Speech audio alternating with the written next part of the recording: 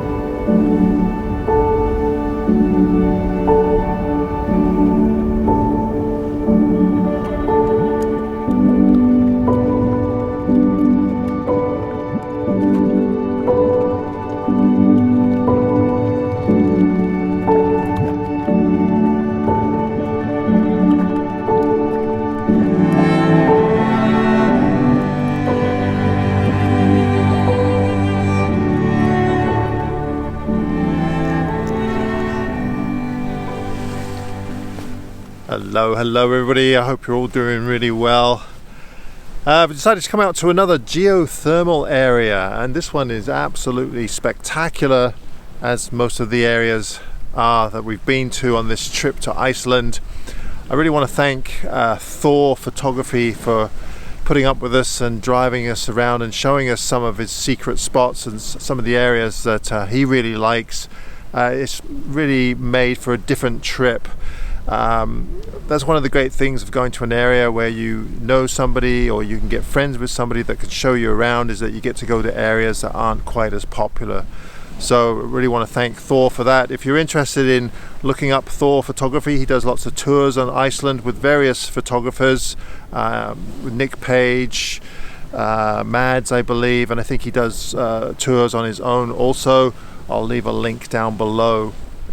So for this area, I've actually been using my drone more than my regular mirrorless camera, because the light is, well, it's quite flat today, and there's some beautiful colors here. Looking across, you get a lot of the background, which is not ideal, especially in this light. If it was evening light or morning light, then it might be really good. But looking down, you can get some absolutely fantastic abstracts. The colors here are just beautiful, and of course with all the cracked mud and the steam coming out of the vents, it really makes for some interesting photography. So I haven't actually done an awful lot of drone photography in the past. I use my drone quite often, but more for video than anything else. So photography with the drone is a new thing, or a relatively new thing for me. So it'll be interesting to see how the images turn out. As you can see, there's a really great vent right behind me here, and there's some beautiful cracked mud with various colors in it. The one thing you've got to keep in mind with areas like this is you should really stay away from these vents, because if you fell in, that would be well, that'd be game over for you. You would just boil away, and actually keeping to the side, it's not a bad idea either, because there's often with these areas there's a thin crust, and then you might fall into some water pools down below, which would not be good for you.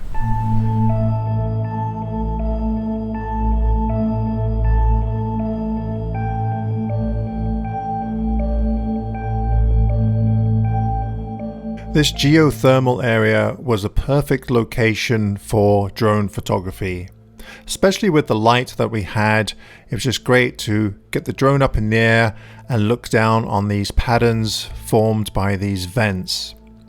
Now, when it comes to using a drone, you have to think in terms of, it's just another camera, except this one you can fly.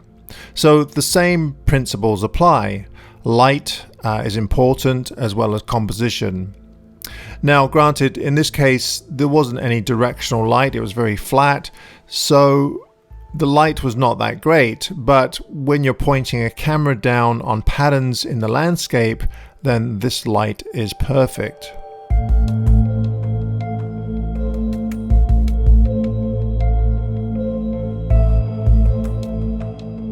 The hardest part about using a drone for photography is finding compositions, because unlike, having your feet firmly on the ground, flying around trying to find compositions can be a little bit daunting and can take a bit of time. So what I would do is just get my drone up in the air, and I would start off with the larger scene, looking down, and then just pick out small areas within that larger scene and then concentrate on those. And in some cases, my drone was very low to the ground. I mean, we're talking, 3 or 4 feet. So it worked great because a lot of these areas you can't walk on, and you wouldn't want to walk on them anyway.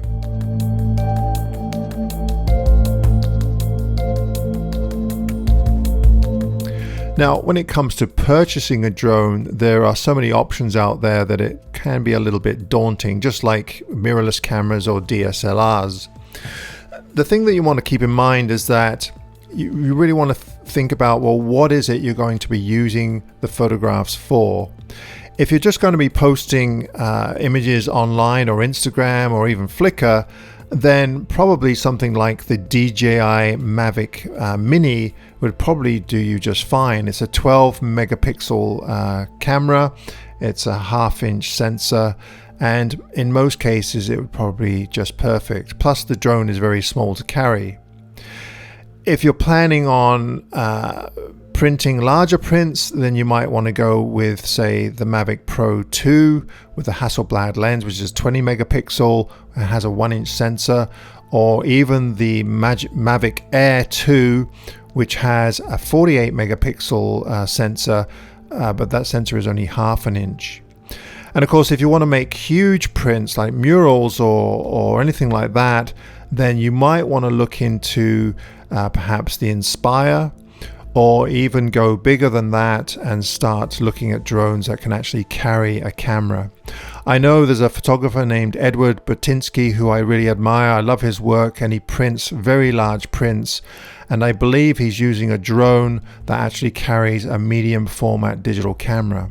So he's using the tools that fit what he's going to be doing with those images. So you might want to think hard before you just go out and purchase a drone. I have a couple of drones now, and I made the mistake of buying a drone that had the largest sensor that I could find, which was the Inspire 1. And this is the one where you can actually change the lenses on the camera, and I never use it. And the reason why I never use it is because whenever I do use it, it's just the drone. I can't carry anything else with me. It's just too big and bulky. So right now I'm using the DJI Mavic Pro 2 with the Hasselblad lens, and the size is perfect for my uses.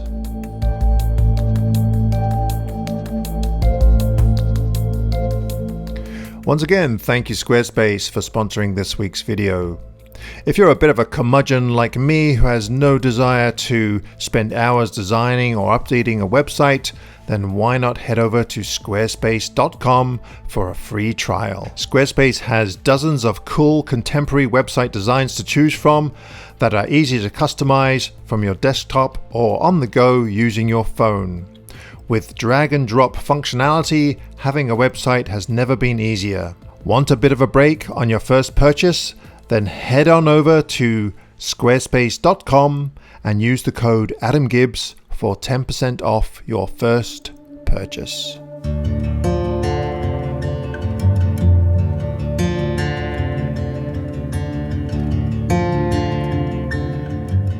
Now then, the fellas and I did end up going to a more popular area, and that's High Foss. And High Foss is a deep gorge that has a couple of absolutely stunningly massive waterfalls dropping down the gorge.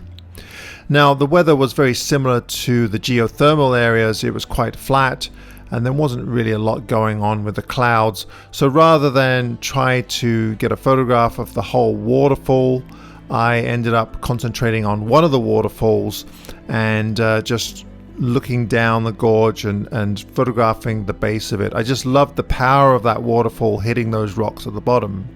So to do that, I ended up using a much faster shutter speed than I usually use on a lot of the waterfalls that I photograph around here. I just wanted to capture that action. So the shutter speed was probably around 1/500th to 1,000th per second. And in this case, I had to up the ISO just a little bit to get that shutter speed.